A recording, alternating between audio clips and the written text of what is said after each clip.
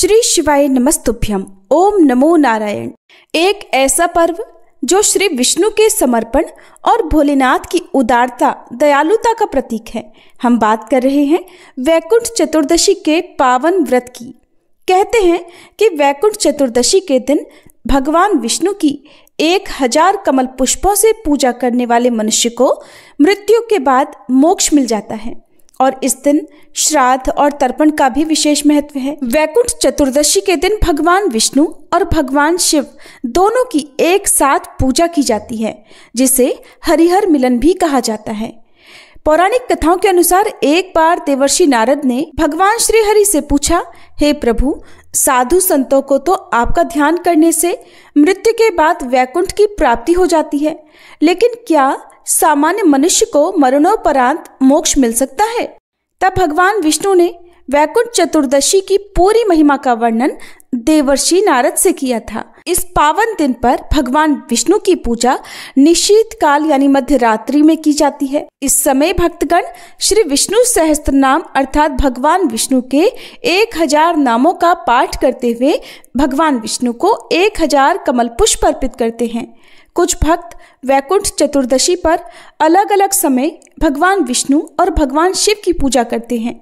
इस पावन दिन पर भगवान विष्णु के भक्त निशीत काल में और भगवान शिव के भक्त अरुणोदय काल को मान्यता देते हैं, जो कि प्रातः काल का समय होता है। और भगवान भोले के भक्त इस दिन वाराणसी के मणिकर्णिका घाट पर अरुणोदय काल में स्नान करते हैं। कार्तिक चतुर्दशी पर इस पवित्र स्नान को मणिकर्णिका स्नान के नाम से जाना जाता है।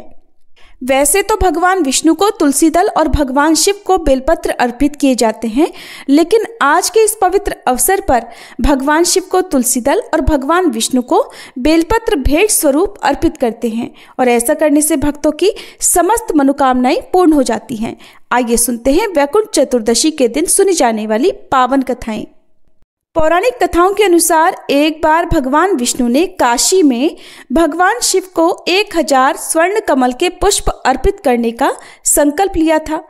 भगवान शिव ने श्री विष्णु जी की परीक्षा लेने के लिए अर्पित किए गए सभी पुष्पों में से एक स्वर्ण पुष्प कम कर दिया। ऐसे में भगवान श्री हरि ने विचार किया कि महादेव के पूजन की पूर्ति के लिए 1000 कमल के पुष्प कैसे अर्पित करें। इसके बाद भगवान ने सोचा कि मेरे नेत्र भी तो कमल के ही समान हैं, मुझे कमल नयन और पुंडरीकाक्ष कहा जाता है। यह विचार कर भगवान विष्णु ने अपने कमल समान एक नेत्र को भगवान शिव को अर्पण करना चाहा और भगवान विष्णु की इस अगाध भक्ति से प्रसन्न होकर देवाधिदेव महादेव तुरंत प्रकट होकर बोले, हे श्री विष्णु, आपके समान संसार में दूसरा कोई मेरा भक्त नहीं है और आज की यह कार्तिक शुक्ल चतुर्दशी अब से वैकुंठ चतुर्दशी कहलाएगी और इस दिन व्रत पूर्वक जो पहले आपका पूजन करेगा उसे वैकुंठ लोक की प्राप्ति होगी। वैसे तो चतुर्दशी तिथि भोलेनाथ को समर्पित है, लेकिन भगवान विष्णु की भक्ति से प्रसन्न होकर भगवान ने कार्तिक शुक्ला चतुर्दशी को भगवान विष्णु को अर्पित कर दिया और भगवान शिव ने इसी वैकुंठ चतुर्दशी के दिन भगवान श्री विष्णु को करोड़ों सूर्यों की कांति के समान वाला ओजस्वी सुदर्शन चक्र प्रदान किया और श्री विष्णु से कहा कि इस दिन सभी के लिए वैकुंठ के द्वार खुले रहेंगे। मृत्यु लोक में रहने वाला कोई भी व्यक्ति यदि इस व्रत को करेगा तो वह पृथ्वी लोक के सभी सुखों को भोग कर वैकुंठ धाम को प्राप्त करेगा। वैकुंठ चतुर्दशी की एक प्राचीन लोक कथा के अनुसार एक बार एक बूढ़ी माई थी। उनके पास एक बछड़ी थी जिसका नाम उन्होंने उर्णी कपूर्णी रखा था। कार्तिक के महीने में बूढ़ी माई पुष्कर नहाने निकली तो पड़ोसन से कहने लगी कि मैं तो जा रही हूँ स्नान करने, पीछे तुम मेरी उर्णी कपूर्णी का ध्यान रखना, उन्हें समय पर चारा डालना और पानी का कुंडा भरकर उसके पास रख देना। पड़ोसन रोज चारा डालती और पानी का कुंडा भरकर रख देती। एक दिन पड़ोसन को ध्यान नहीं रहा और वह उर्णी कपूर्णी को चारा डालना भूल गई। उधर उर्णी कपूर्णी को जब भूख लगी तो वह चारा ढूंढते ढूंढते पानी के कुंड में गिर पड़ी। गिरते ही उसका स्नान हो गया, भूखों मरती के वास हो गया और पानी के कुंडे में डूबने के कारण वह मर भी गई। उस दिन वैकुंठ चौदस थी तो वह वैकुंठ में गई।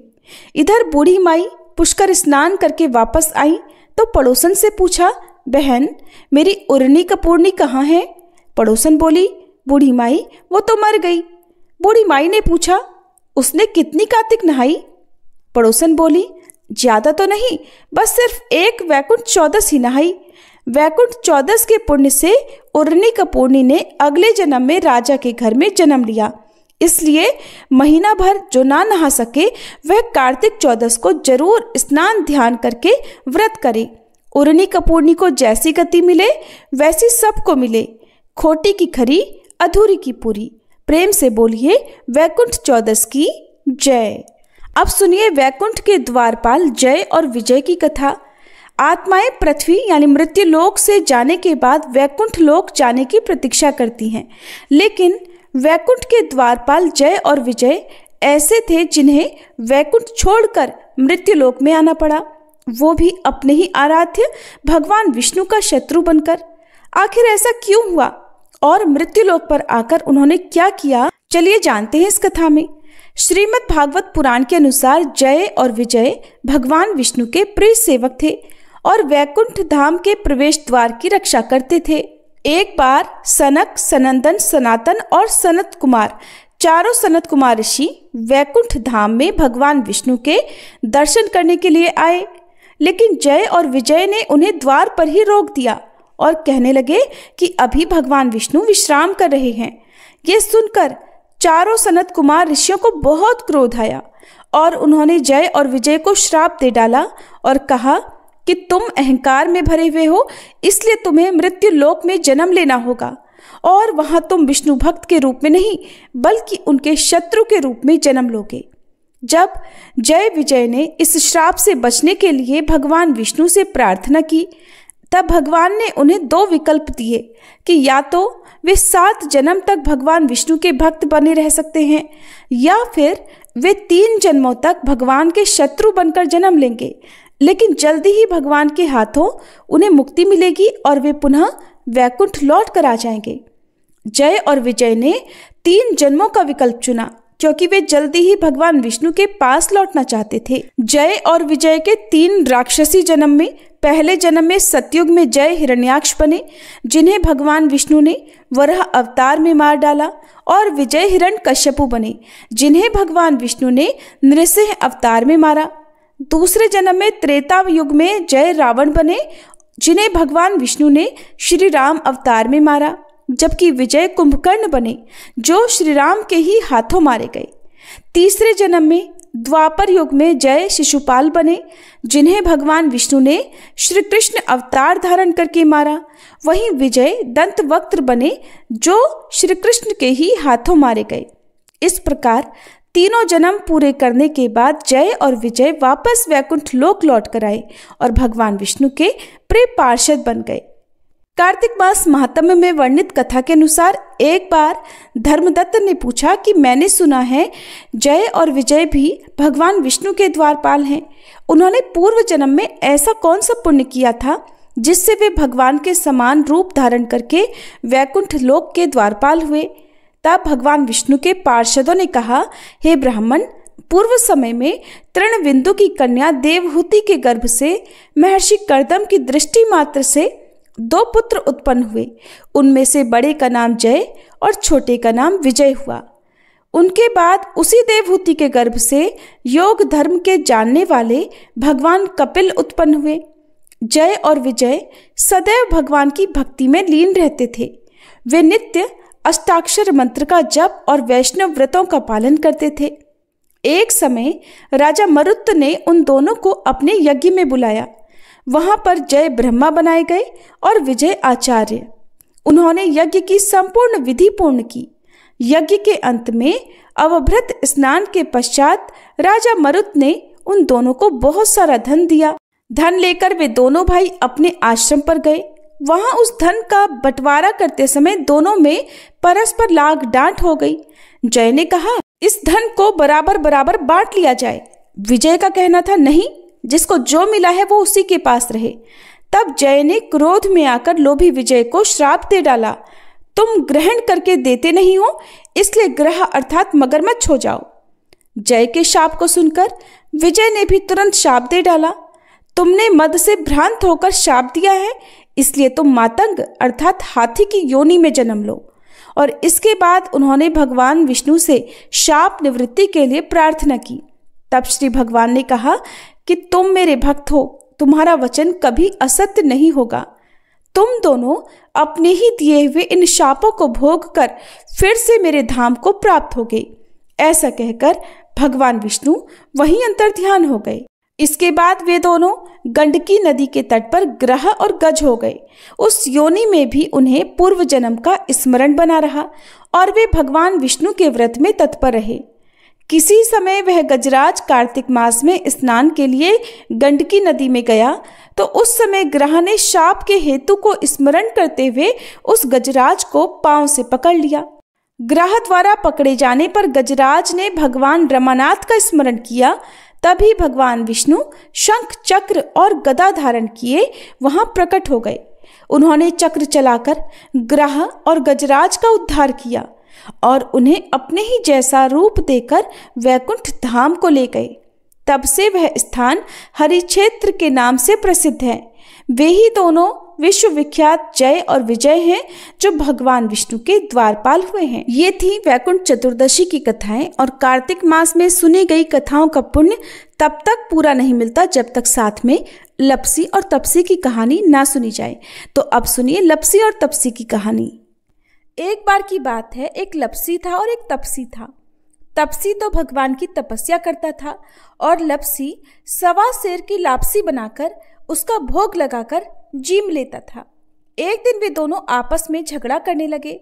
लपसी बोला मैं बड़ा हूँ, तपसी बोला मैं बड़ा हूँ। इतने में ही देवर्षि नारद वहां आए और बोले तुम दोनों क्यों झगड़ा कर रहे हो।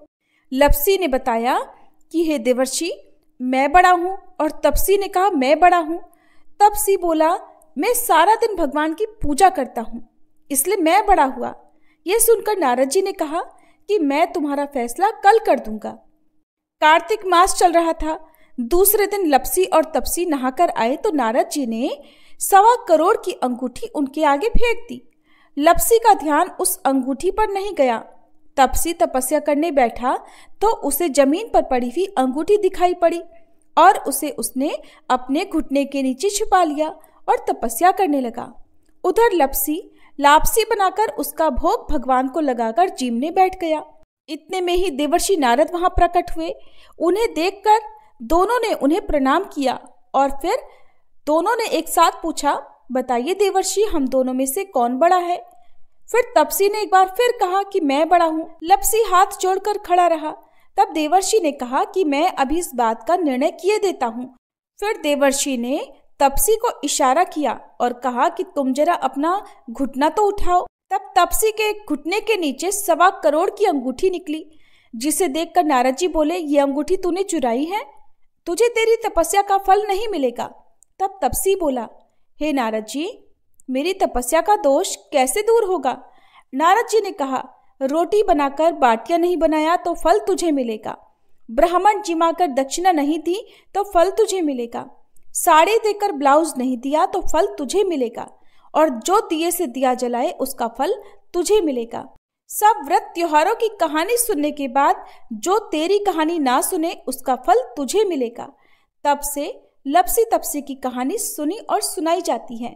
कहानी सुनने के बाद कहा जाता है लपसी को फल लपसी न हो जियो, तपसी को फल तपसी न हो जियो, महा की कहानी कथा को फल महाने हो जियो। ये थी लपसी और तपसी की कहानी। सभी प्रेम से बोलिए कार्तिक के ठाकुर राई दामोदर जी की जय।